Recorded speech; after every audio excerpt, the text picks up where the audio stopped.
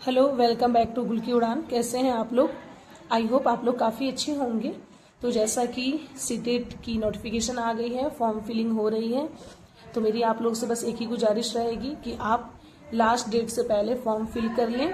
और मैंने आप लोगों को कहा था कि सीटेट में जिनका मैथ्स वीक है, जो मैथ्स में एकदम ही कुछ नंबर गेन नहीं कर पाते हैं, उनके लिए मैं मैथ्स की सीरीज लाऊंगी और बहुत ही इजी वे में मैं आपको समझाने वाली हूँ।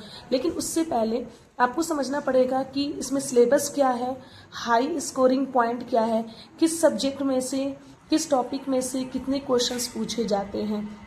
तो ये चीज़ें आपको क्लियर होना चाहिए पहले। जब ये चीज़ क्लियर हो जाएगी देन तभी आप किसी एग्ज़ाम को क्रैक कर सकते हैं। तो सबसे पहले जैसे मेरा जो है वो पेपर 2 है, मैं पेपर 2 की तैयारी कर रही हूँ, जो कि क्लास 6 to 8 के लिए है। तो मेरा मेन फोकस इस पे रहेगा। आप अगर इसकी तैयारी करेंगे तो ऑटोमेटिक आपकी 1 to 5 की भी तैयारी हो जाएगी। क्यों? क्योंकि 6 to 8 से लेवल 1 to 5 का ईजी रहता है। पहले मैं 1 to 5 का बता दूं आपको। सबसे पहले बता दूं, जो मैथमेटिक्स होता है उसका सेक्शन 30 मार्क्स का होता है, जिसमें 15 मार्क्स का क्या होता है, कंटेंट होता है। ठीक है, 15 मार्क्स का कंटेंट और 15 मार्क्स का पेडागोजी होता है। कंटेंट के अंदर जो क्वेश्चन सॉल्व किए जाते हैं मैथ्स के क्वेश्चंस होंगे, जो कि क्लास 1 to 5 से रिलेटेड ही क्वेश्चन आते हैं, इससे ऊपर के क्वेश्चंस नहीं आते हैं। मैं आपको बता दूं, यहाँ पे मैंने लिखा है कि कंटेंट में 15 नंबर के आते हैं। ये 1 to 5 का है, बस मैं आपको सिलेबस बता रही हूँ। फिर 6 to 8 का मैं बताऊंगी, फिर सारी चीज़ें बताऊंगी कि कौन सा इम्पॉर्टेंट टॉपिक है और किसमें कितना ज़्यादा क्वेश्चंस कहाँ से पूछे जाते हैं, रिपीटेड क्वेश्चंस कहाँ से पूछे जाते हैं। ठीक है, तो जिसमें आपका 15 नंबर में geometry, shapes, spatial understanding, solids around us, numbers, additions and subtraction, multiplication, division, measurement, weight, time, volume, data handling, pattern and money, इन सारे टॉपिक से रिलेटेड क्वेश्चंस होते हैं। बट ज़्यादा हार्ड नहीं होता है, बहुत इजी होता है। आप ना इसका आप अगर डिटेल्स पढ़ना चाहते हैं तो डिटेल्स भी पढ़ सकते हैं, लेकिन आप 5 से 6 साल का PYQs ही बस अच्छे से अगर कर लेते हैं तो आपका 110% आपका मार्क्स काफ़ी अच्छा आ जाएगा। लेकिन इसके साथ साथ आपको मैथ्स पेडागोजी भी करना पड़ेगा। तो 15 नंबर का आपका कंटेंट हुआ, और 15 नंबर का मैं आपको दिखा दूं। 15 नंबर का आपका जो है वो मैथ्स पेडागोजी होता है, जिसमें नेचर ऑफ मैथमेटिक्स, मैथमेटिक्स की नेचर क्या है, उसकी लॉजिकल थिंकिंग, उसकी अंडरस्टैंडिंग, चिल्ड्रेन में उसकी अंडरस्टैंडिंग कैसे है, मैथ्स को लेके फियर है, उसको कैसे पढ़ाना है, प्लेस ऑफ मैथमेटिक्स, मैथमेटिक्स की प्लेस क्या है आपकी लाइफ में, आपके एजुकेशन में, लैंग्वेज ऑफ मैथमेटिक्स क्या है जो कि सिंबॉलिक होता है, इसके बारे में मैं आपको आगे लेक्चर कराऊंगी। ठीक है, community of mathematics, evaluation through formal and informal method की थ्रू आप बच्चों में इवेल्युएशन कर सकते हैं। प्रॉब्लम टीचिंग क्या है, error analysis and related aspects of learning and teaching, कि बच्चों को कहाँ पढ़ाने में एरर आता है, कैसे उनको पढ़ाया जाए कि उनका मैथ्स में इंटरेस्ट आए, डायग्नोस्टिक एंड रिमेडियल टीचिंग, ये सारी चीज़ थी आपका पेपर 1 to 5 का। ठीक है, लेकिन आप इसकी तैयारी करेंगे ऑटोमेटिक इसकी हो जाएगी, क्योंकि इसकी जो लेवल होती है वो काफ़ी इजी होती है। मैं आपको और बताते चलूँ। अब मैं आती हूँ, हमारा जो मेन सब्जेक्ट है वो आपका हो गया है, सॉरी मच्छर आने लगते हैं। ठीक है, सीटेट सितंबर, यहाँ मैंने 2026 लिख दिया है। पेपर 2 का 6 to 8, जिसमें मैथमेटिक्स कितने मार्क्स के होते हैं, 30 मार्क्स के होते हैं, लेकिन कंटेंट आपका इसमें 20 मार्क्स का होता है। ये मैंने किसका लिखा है, पेपर 6 to 8 का। इसमें कंटेंट 20 मार्क्स का होता है और 10 मार्क्स का क्या होता है, पेडागोजी। पेडागोजी जो होता है वो 10 नंबर का होता है और जो कंटेंट है वो 20 मार्क्स का होता है। अगर आप 20 मार्क्स का कंटेंट तैयार करते हैं, अगर 18 नंबर भी इसमें ला देते हैं और पेडागोजी में से अगर 5 नंबर भी ला देते हैं, तो समझ जाइए आपका 20 एबव मार्क्स आपका आ जाएगा। लेकिन हमें वैसा नहीं करना है, हमें फुल प्रिपरेशन करना है और मैथ्स में पूरी फुल मार्क्स लानी है। मैं आपको बता दूं कि मेरा जो मैथ्स में आई थिंक 21 या 22 मार्क्स आए हैं, और जो कि मैंने प्रीवियस वीडियो में भी आपको बता रखा है, बार बार इसलिए बताती हूँ क्योंकि ज़रूरी नहीं है कि जो मैथ्स में अच्छा है वो फुल स्कोरिंग करता है। एग्ज़ाम में कौन अच्छा करता है, एग्ज़ाम में माइंड किसकी अच्छी है, पैनिक कौन नहीं करता है, ये इम्पोर्टेंट है। मैंने बहुत सारे PYQs वीडियोस डाले हुए हैं अपने इस YouTube चैनल पे, और बहुत सारे लोगों को हेल्पफुल भी रही है, व्यूज़ भी अच्छे गए हैं, लोगों ने देखा भी है, पसंद भी किया, अप्रिशिएट भी किया और समझ में भी आया। बट मेरा ही मैथ्स में मार्क्स कम आ गया, तो ज़रूरी नहीं है कि मेरी अच्छी है तो मेरा मार्क्स बहुत अच्छा आ जाए। इसलिए क्योंकि मेन जो है वो एग्ज़ाम के दिन है कि एग्ज़ाम के दिन आपका माइंड कैसा रहता है, आप चीज़ों को हैंडल कर पा रहे हैं या नहीं, आप पैनिक तो नहीं हो रहे। तो आपको एग्जामिनेशन हॉल में भी खुद को मतलब सही तरीके से रखना है, ठीक है। तो 20 मार्क्स का जो आपका हो गया कंटेंट और 10 नंबर की पेडागोजी, जिसमें आपका नंबर सिस्टम में knowing our numbers, playing with numbers. अब नोइंग आवर नंबर्स में मैं आपको बता दूं इसमें क्या क्या चीज़ें होती हैं।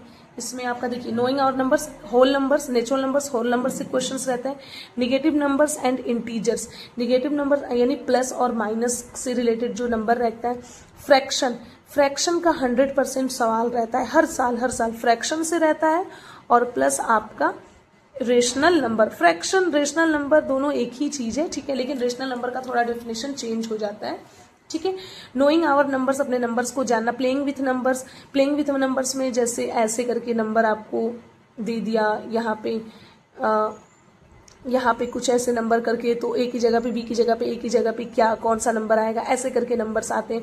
जिसमें नोइंग आवर नंबर्स में आपका डेसिमल नंबर भी इंपॉर्टेंट है, डेसिमल से भी क्वेश्चंस आते हैं आपका, मैं बता दूं इंटीजर से भी क्वेश्चन आते हैं आपका, LCM HCF से भी एक क्वेश्चन एकदम फिक्स रहता है 100%, रेशनल नंबर से भी फिक्स रहता है आपका, मैं प्राइम नंबर, कंपोजिट नंबर, इन सारी चीज़ों से क्वेश्चंस फिक्स रहता है जो हर साल रिपीट होते हैं, ठीक है। और मैंने PYQs में जो सितंबर में एग्ज़ाम हुआ, फरवरी में एग्ज़ाम हुआ था, उसका 10 से 12 वीडियोस मैंने डाला हुआ है। जो इससे पहले एग्ज़ाम हुआ था वो प्लीज़ जाकर आप एक बार देख लीजिएगा, वहाँ पे मैंने PYQs कराया है। सारे PYQs नहीं कराए हैं लेकिन मैक्सिमम PYQs मैंने कराया। और अभी जो है UP टेट आने से पहले तीन या 4 वीडियोस मैंने बनाया है जो कि सीटेड मैथ्स पेपर 2 के नाम से डाला हुआ है। एक में आपको 10 वीडियोस मिलेंगे, एक में आपको 3। जो 3 वाला है वो इधर मैंने रिसेंट डाला हुआ है, उसको भी आप एक बार देख लिया। अगर वो चीज़ें समझ में आती है, और जो 3 वीडियोस मैंने डाला है उसमें मैंने डिटेल्स बताया है, और उसके बाद फिर PYQs कराया।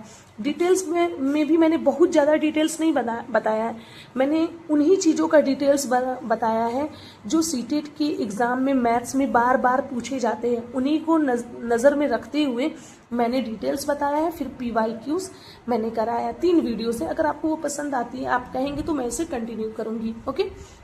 लेकिन उससे पहले, करने से पहले हमें सिलेबस जानना जरूरी है। तो कंटेंट आपका 20 मार्क्स का हुआ, जिसमें नंबर सिस्टम मैंने बता दिया, फ्रैक्शन इंपॉर्टेंट है, निगेटिव नंबर्स, पॉजिटिव नंबर्स ये भी इंपॉर्टेंट है, ठीक है। अलजेब्रा, जिससे सवाल 100% आता है, जिसमें introduction to algebra, ratio, proportion, और अलजेब्रा के जो क्वेश्चंस हो गया XY लीनियर इक्वेशन, ये करके अलजेब्रा का जो ट्रांसपोजिशन वाला क्वेश्चंस होता है, वो सारी चीज़ें आपका इसमें, एक्सपोनेंट एंड पावर जो होता है, एक्स की वैल्यू निकालने वाले वो भी रहेंगी, और फिर से आपका एक्सपोनेंट्स पावर, जैसे एक्स का क्यूब, एक्स की वैल्यू निकालनी है, ये सारी चीज़ें भी, मतलब PYQs आप देखेंगे ना तो आपको समझ में आ जाएगा कि अलजेब्रा में क्या क्या चीज़ें होती हैं, ठीक है। कुछ अलजेब्रा वर्ड प्रॉब्लम से भी रिलेटेड अलजेब्रा के क्वेश्चंस होते हैं। ज्योमेट्री, बेसिक ज्योमेट्री 2D से एक क्वेश्चंस रहता है ये 2D में, जिसमें पैरामीटर, एरिया, इन ऐसे करके दिया रहता है, जिसमें पैरेललोग्राम बहुत ही इंपॉर्टेंट है, पैरेललोग्राम। और आपका मैं बता दूं, एक पैरेललोग्राम हर साल सवाल आता है, एक पैरेललोग्राम और एक समांतर चतुर्भुज जिसे कहते हैं, और एक है समलंब चतुर्भुज, उसको इंग्लिश में क्या कहते हैं, देखिए थोड़ा सा, ट्रेपीजियम, यस ट्रेपीजियम, कभी कभी हिंदी भूल जाती हूँ, कभी कभी इंग्लिश भूल जाती हूँ। पैरेललोग्राम, ट्रेपीजियम से एक क्वेश्चन 100% ये आपका फिक्स होता है, okay. Understanding elementary shapes 2D 3D से भी क्वेश्चंस एकदम 100% फिक्स होता है, जिसमें आपको क्या निकालना रहता है, सॉरी थोड़ा सा हवा चल रही है, जिसमें 2D 3D से आपका वॉल्यूम निकालना होता है। वॉल्यूम किसका? स्फेयर का भी आ सकता है। स्फेयर का तो मैंने अभी तक सवाल नहीं देखा है, अगर होगा भी तो एक दो हो सकता है, ध्यान मैंने नहीं दिया है। आपका वॉल्यूम में कोन हो गया, आपका सिलेंडर हो गया। हाँ, तो मैं क्या कह रही थी, थोड़ा सा मेरा बच्चा आ गया था परेशान करने। जिसमें आपका कोन से रिलेटेड शंकु, जिसमें आपका सिलेंडर, जिसमें आपका सिलेंडर हो गया, कोन हो गया, और क्या होता है, स्फेयर हो गया, क्यूब हो गया, क्यूबॉइड हो गया, घन घनाभ, इससे क्वेश्चंस रहते हैं। सिमेट्री रिफ्लेक्शन में आप देखेंगे कि 7 सितंबर वाले में मेरा एक क्वेश्चन आया था, हालांकि मैं उसे पढ़कर नहीं गई थी, हालांकि बहुत ईजी होता है, लेकिन मैंने उसे कर लिया था।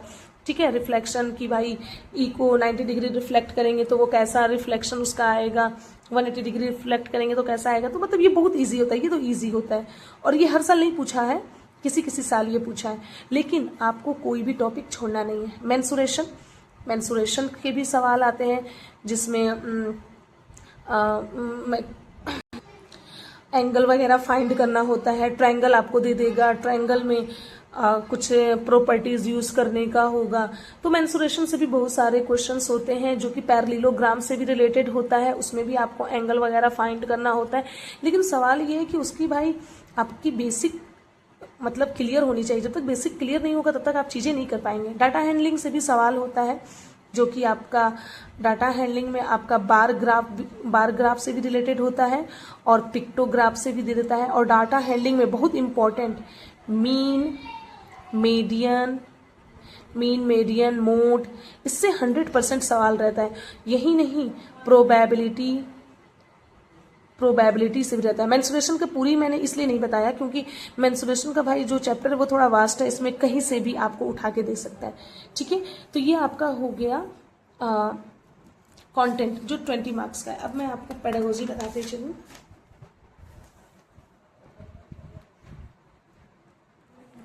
पेडागोजी जो होता है वो 10 ही नंबर का होता है, जिसमें nature of mathematics, logical thinking, mathematics का नेचर कैसा है, place of mathematics in curriculum, हमारी पढ़ाई में, हमारे करिकुलम में मैथमेटिक्स का क्या प्लेस है एनसीएफ 2005 के अकॉर्डिंग। ठीक है, language of mathematics, language of एक मिनट सॉरी,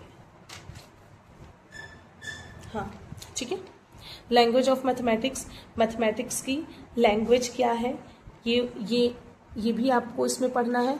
कम्युनिटी मैथमेटिक्स की कम्युनिटी में आपका क्या प्लेस है, कैसे क्यों आपको पढ़ाया जाता है, ये सारी चीज़ें हैं। फिर से उसके बाद है आपका इवेल्युएशन, जैसे इसमें भी आपको मैंने बताया था evaluation through formal and informal method. तो आप क्लास 6 to 8 के बच्चों को पढ़ा रहे तो इवेल्युएशन कैसे करेंगे। रिमेडियल टीचिंग जो कि इसमें भी पढ़ना था। प्रॉब्लम ऑफ टीचिंग, पढ़ाने में बच्चों को क्या प्रॉब्लम आती है, जो कि इसमें भी दिया है। मतलब दोनों का सेम है, थोड़ा सा जो बच्चों का पढ़ाने का तरीका है 1 to 5 का, 6 to 8 का, ये मेथड ऑफ टीचिंग जो है वो थोड़ा सा आपका चेंज होगा। ठीक है, तो मेरा जो कहने का मतलब ये है कि आप सीडीपी की अच्छे से तैयारी करें। हिंदी पेडागोजी, हिंदी और इंग्लिश पेडागोजी और उसका जो कंटेंट है उसकी अच्छी से तैयारी करें। मैथ्स का थोड़ा तैयारी, अगर आपका मैथ्स वीक है तो आपके पास 3 महीने टाइम है, आप थोड़ी तैयारी करें अभी से, और अभी से थोड़ी आप तैयारी करेंगे तो आपका मैथ्स जो है वो बहुत अच्छा हो जाएगा। और आप जो भी तैयारी कर रहे हैं आपको PYQs पे फोकस करते रहना है। PYQs is the most important की। PYQs करेंगे तभी आप पास होंगे सीटेट में, वरना आप 4 साल 5 साल लगे रहेंगे। ठीक है, और मेरा भी, खैर मैं आपको कह रही हूँ, मेरा भी क्लियर नहीं हुआ, मैंने भी थोड़ा सा PYQs पे फोकस, अब मैं क्या ही कहूँ, कम किया था साइंस वाले में, बाकी सारे का किया था मैंने। लेकिन मेरा जो ज़्यादा प्रॉब्लम हो गया था वो टाइम मैनेजमेंट का हो गया था, जो कि मैं बार आपसे कहती हूँ। और बार मेरा कहना इसलिए है क्योंकि एक वही स्टूडेंट अच्छा कहलाता है जो एग्जामिनेशन हॉल में अच्छे से एग्जाम देकर आए, क्योंकि बहुत से बच्चे ब्रिलियंट होते हैं जो एग्जाम में जाने के बाद पैनिक कर जाते हैं, नंबर अच्छा नहीं आ पाता है। और जो बच्चे जो एवरेज होते हैं और वो एग्जाम में अच्छे से करके उनसे ज़्यादा मार्क्स ले आते हैं। आपने ये देखा होगा। तो एग्जामिनेशन हॉल का प्रेशर भी सहना आपको आना पड़ेगा, उसके लिए आपको मॉक वगैरह पहले से लगाना होगा। अब भी नहीं, 2 महीना पढ़ाई कीजिए, 2 मंथ जब पढ़ाई हो जाएगा आपका, उसके बाद ही आपको मॉक लगाने हैं। अभी PYQs पढ़ते रहना है, PYQs सॉल्व करते रहना है। मैं आपको PYQs की बुक दिखा रही हूँ, ये है ओसवाल बुक सवाल पब्लिकेशन की, जिसमें 8 फरवरी 7 फरवरी की एग्ज़ाम वाली क्वेश्चंस भी गिवन है। ठीक है, 2013 से लेकर पूरा 2025 तक के क्वेश्चंस हैं, class 6 to 8 math and science. और ये बुक काफ़ी अच्छा है, सॉल्व है, हर साल का क्वेश्चन पेपर सॉल्व है। अगर किसी चीज़ में आप फंसते हैं तो आप उसके सॉल्यूशन भी देख सकते हैं। यही नहीं, SST का, सोशल साइंस का भी 6 to 8 का आता है, और ये तो 6 to 8 का है, इसका 1 to 5 का भी बुक आता है। मेरा कहने का मतलब ये है, आप कुछ नहीं करो, आप एक PYQs बुक जरूर लेना, ठीक है ना, वो इम्पॉर्टेंट है। बाकी किसी चीज़ की बुक लेने की जरूरत नहीं है सीटेट के लिए। हाँ, अगर आपको किसी और पब्लिकेशन की बुक अच्छी लगती है तो आप ले सकते हैं, या आपके पास पहले से अवेलेबल है उससे भी आप तैयारी कर सकते हैं। अगर ये बुक और सवाल बुक आपको लेना है तो मेरा एक कोड आपको रहेगा, मैं डिस्क्रिप्शन बॉक्स में डाल दूंगी, गुल10, और इसकी लिंक, इस बुक की लिंक मैं डाल दूंगी। अगर आप ये मेरा गुल10 करके कोड यूज़ करते हैं तो आपको अमेज़ॉन पे 30% का ऑफ मिलेगा, और इसी की वेबसाइट की लिंक मैं डालूंगी, उस पर 40% का आपको ऑफ मिल जाएगा। ठीक है, और बाकी आपके पास जो बुक है आप ले सकते हैं। और आपको और भी कुछ क्वेरी चाहिए तो कमेंट में ज़रूर बताएं, और मैथ्स की सीरीज स्टार्ट करूं या ना करूं इसके बारे में ज़रूर बताएं, और टेलीग्राम चैनल ज्वाइन करना ना भूलें। और साइंस का जितना भी मैंने नोट्स खुद से बनाया है उसका मैं 2 से 3 दिन में PDF बनाकर मैं भेज दूंगी, और बाकी जो आधा रह जाएगा वो मेरा BEd 4th सेमेस्टर का फाइनल एग्जाम है, वो हो जाएगा, उसके बाद मैं भेजूंगी। और 2 से 3 दिन का टाइम मैं इसलिए ले रही हूँ क्योंकि PDF बनाने में भी थोड़ा सा टाइम लगेगा। आपको पता है कि जैसे मैं स्कूल में भी पढ़ाती हूँ, मेरा एक बच्चा भी है, घर परिवार भी है, तो थोड़ा सा टाइम मैनेज करने में मुझे प्रॉब्लम हो रही है, इसकी वजह से टाइम लगेगा। और इसी वजह से मेरा सीटेट साइंस का पूरा नोट्स नहीं बन पाया, वरना अभी तक बन गया होता। खैर, आज के लिए बस इतना ही। Thank you so much.